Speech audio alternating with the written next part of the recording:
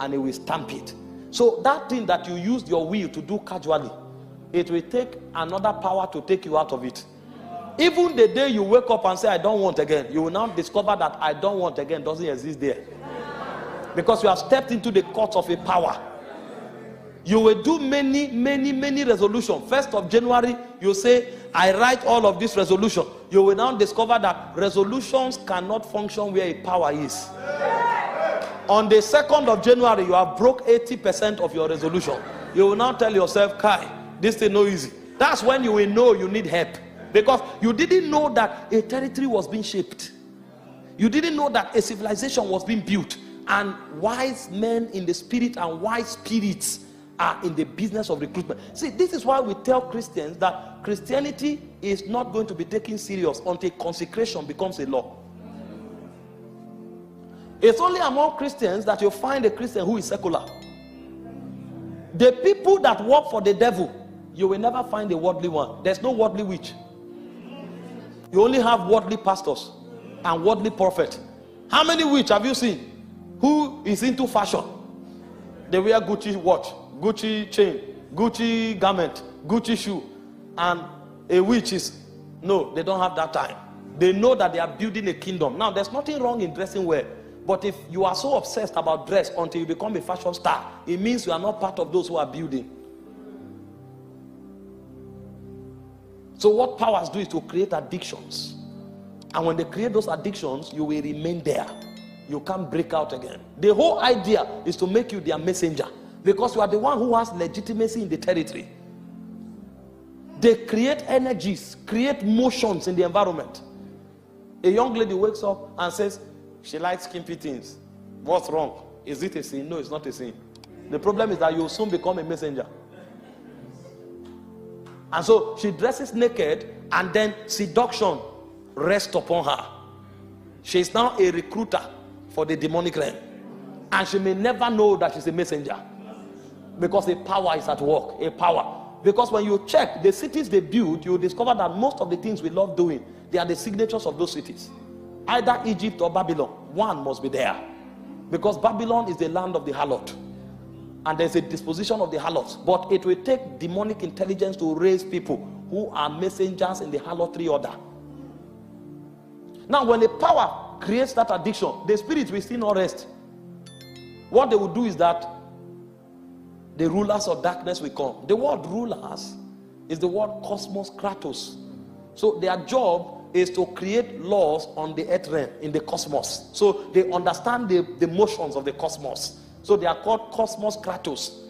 Their job is to make sure that that thing you are doing is not just an addiction. It becomes your way of life.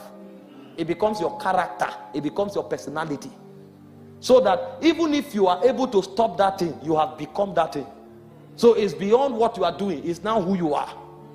So they encode it into your soul until you become it. If God wants to visit a land, these beings will be judged. If you study Exodus chapter 12 verse 12, the Bible said, God said, tonight I will come into Egypt and I will judge the gods of Egypt. So Pharaoh was not the king. Pharaoh was the puppet. But when you find a king in the land, he's just the administrator of the interest of spirits. I will judge the god. The moment the gods of Egypt were judged, the land was let loose. And then when the rulers are done, then spiritual wickedness will come. What spiritual wickedness do is that they are the ones who close the gate. When your assignment is over, because the devil has no good thing in himself, he will now give you a gift.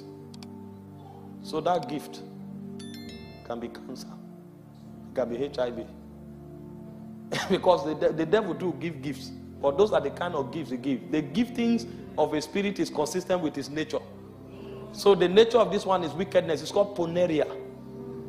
And so the lady has slept with many prophets, and they have succeeded in making them to lose their prophetic calling. So when she's graduating, she will graduate with HIV, as a token that she is a general in the messenger realm. That's how kingdoms are built. Kingdoms. So when we are talking power, power is a serious business. So when you see somebody comes and he says, Jesus, demons leave people, addictions are broken, it's because he came with power. He is trying to reset the ordinances of the territory. So these things are not a show, it's a shaping of a territory. So when we talk power, it's important to know why. Now when the devil builds these messengers, they too graduate in rank. A messenger grows into a witch depending on the level of giftings he has. A witch and a wizard.